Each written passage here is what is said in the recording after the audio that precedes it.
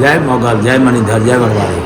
મિત્રો, અમુક બધાને ખબર છે, કારણ કે નાગાજણ આઈનો પરિવાર છે, બાપુનો દીકરો છે. કારણ કે બાપની પાછળ દીકરો જ હોય. કારણ આ ધામ એ છે, કોઈ સંઘર્ષ કરવાનું ધામ નથી, એટલે નાગાજણ જ હાલે.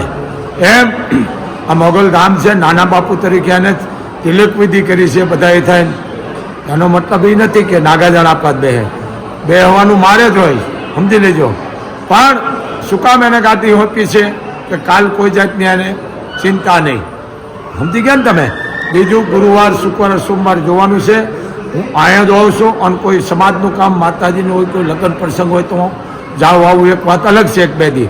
બાકી હું ગાદીપતિ સૌ, ગાદીપતિ સૌ, પણ પાછળ નાગાજણ છે, એટલા માટે એને ગાદી પર આવી કોઈ જો કોઈ વાત કરતા હોય ને નખબરી ના, તો એને જરીક સમજી દેજો. આને નખબરી ના કહેવાય કે હવે બાપુ નથી બેહતા, નાગાજણ બે એવું નથી. બાપુ જ બેહે છે અને બાપુ જ કાયમ બેહવાના છે. પણ નાગાજળને ગાદી શું કામ આપણે તિલક વિધિ કરીને ગાદી બેહાર્યો કે પાછળ કોઈ જાતની ચિંતા નહીં, એના માટે, સમજી ગયા ને. બાકી બેહવાના છે બાપુ જ, પણ આ તો એને તિલક વિધિ એટલા માટે કરી બધાય થાય કે કાલે પછી કોઈ જાતની ચિંતા નહીં. કારણ કે આ સંઘર્ષ કરવાનું ધામ નથી. આ 24 કલાક હજારો માણસ આવે છે. અત્યારે બહુ પબ્લિક વધવામાં છે, હજારોની સંખ્યામાં આવે છે, રાત દિવસ ખુલ્લું છે.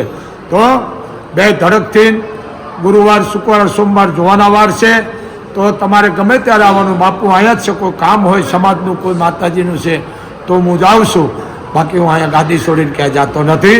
જય મોગલ, જય મણિધર, જય વડવાળી.